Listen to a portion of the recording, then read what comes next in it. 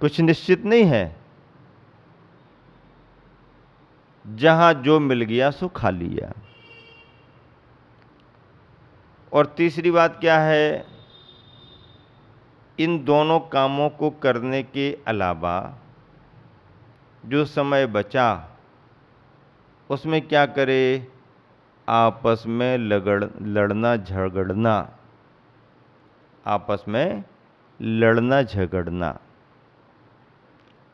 श्वान के त्रिआयाम, यहाँ वहाँ डोलना नंबर 1, जहाँ जो मिल गया सो खा लिया नंबर 2, शेष बचे हुए समय में आपस में ही लड़ना झगड़ना 3। नीतिकार कह रहे हैं कि मनुष्य ने भी यदि अपना जीवन ऐसा ही बनाया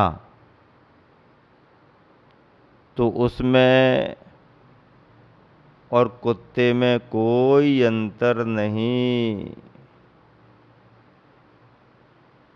अंतर कैसे मानेंगे? अंतर माना ही नहीं जा सकता। मनुष्य जैसा जीवन मिला,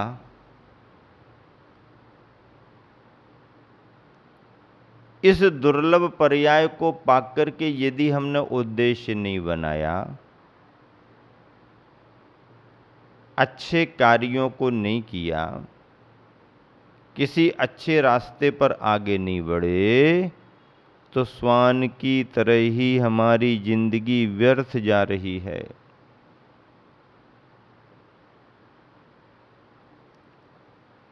बहुत से मनुष्यों का स्वभाव भी ऐसे ही पाया जाता है, यहां वहां डोलना, टाइम पास करना।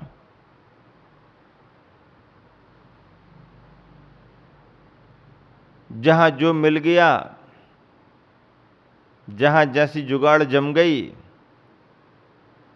खाए पिए खिसके, और शेष समय में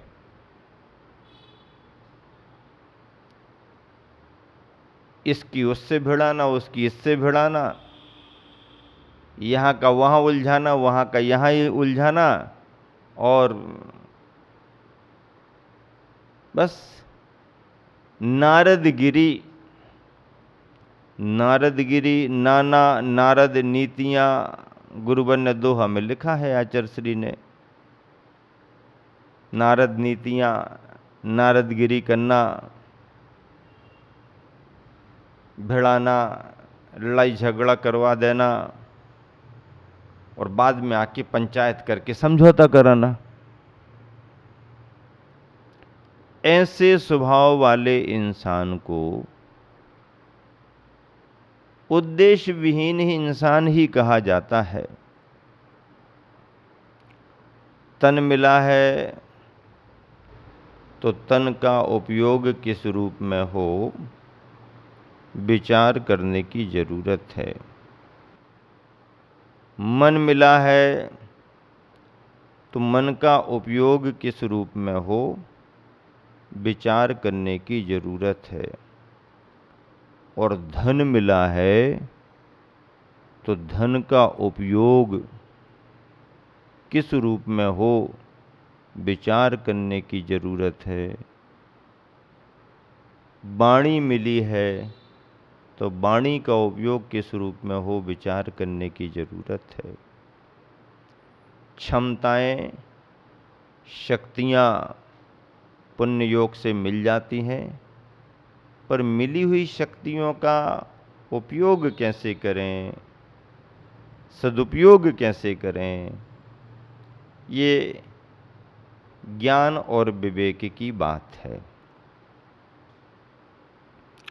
आचार्य श्री नीति लिख रहे हैं, गुणी भवन्ति यतेर्जरायाम,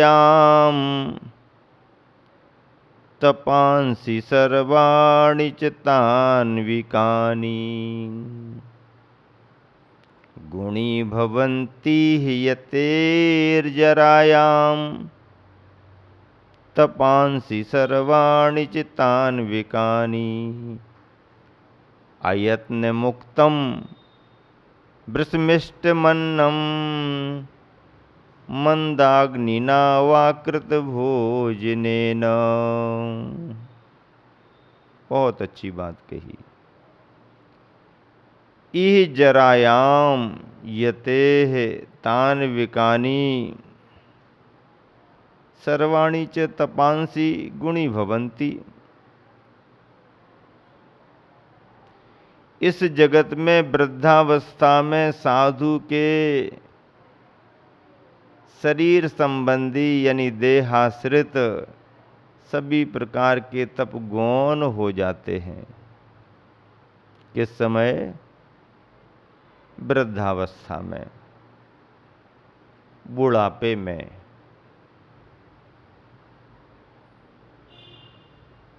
वयोवृद्ध साधु से ये अपेक्षाएं नहीं रखी जा सकती हैं कि खूब लंबा लंबा विहार करें, खूब खड़े हो करके ध्यान करें, खूब शारीरिक श्रम करें।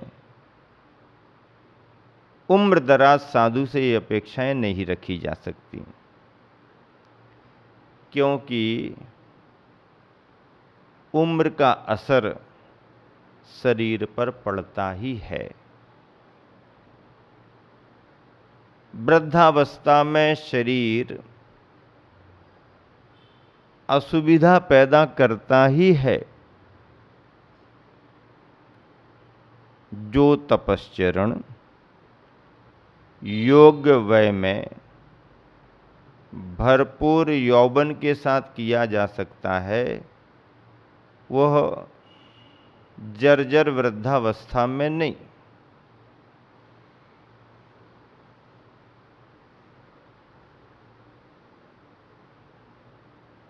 इसका मतलब ये भी नहीं है कि वृद्धावस्था में किसी तरह के तप नहीं होते हैं। नहीं, अभ्यासी साधु जिसने प्रारंभ से ही अपने शरीर को ऐसा ढाला है, प्रारंभ से ही जिसने अपनी काया को अपने नियंत्रण में रखा है, ज्ञान और वैराग्य के बल पर जिसने अपनी चर्या को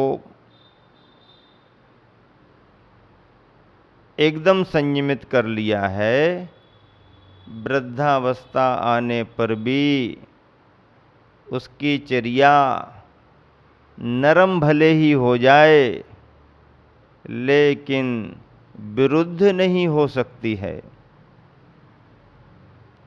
नरम हो जाए तो हो जाए, लेकिन विरुद्ध नहीं हो सकती है।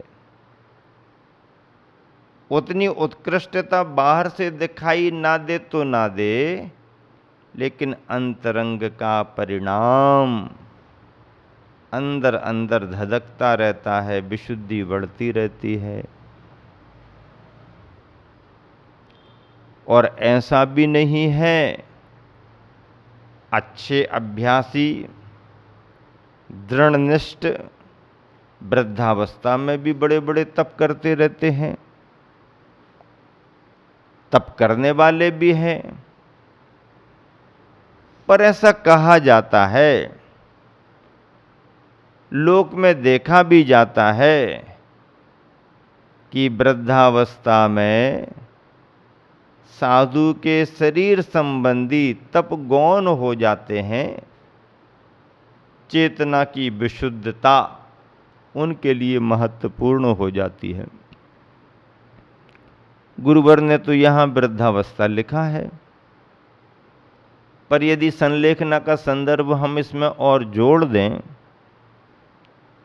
तो संलेखना के संदर्भ में तो बहिरंग तपों को गौण ही कर दिया जाता है, अंतरंग तपों की ही प्रधानता रहती है। क्योंकि संलेखना के उस काल में संलेखना में रत वह साधक छपक राज शरीर को वैसे भी अपना नहीं मानता है, और शरीर जब उठने बैठने में भी असुविधा पैदा करने लगा तो शरीर पर ध्यान न दे करके अपने परिणामों को उज्ज्वल बनाए रखता है। फिर यदि वह खड़े होकर के सामयिक ना भी कर पाए तो कोई बात नहीं, बैठे बैठे सामयिक करने में भी उसका मन खड़ा रहता है। बैठे बैठे भी नमोकार जपने की स्थिति ना बने और बैयावृत्ति करने में संलग्न साधुजन लेटा दें उसके लिए, तो लेटे लेटे भी वह अपने मन को बिठाए रखता है, खड़े करके रखता है, क्योंकि शरीर गौण हो गया है, उसके परिणामों की प्रधानता वहां पर है।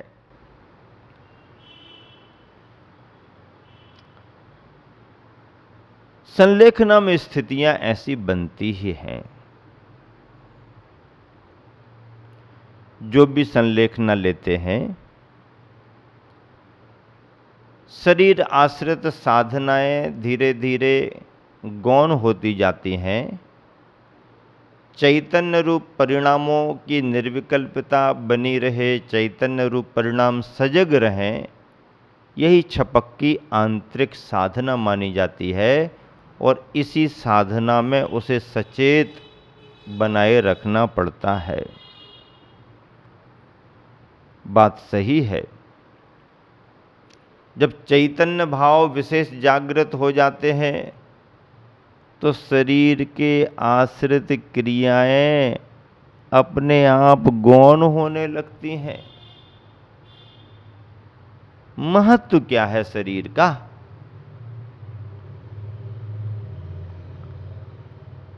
संलेखना के संदर्भों में इस 19वीं 20वीं शताब्दी में होने वाली संलेखनाओं में कितने कितने नाम उत्कृष्टता को लेकर के आए। पंडित जगनमोहन लाल जी सिद्धांत शास्त्री कटनी वालों ने एक आकस्मिक होने वाली ऐसी संलेखना का संदर्भ सुनाया कि सुनकर के हम लोग आश्चर्यचकित रह गए।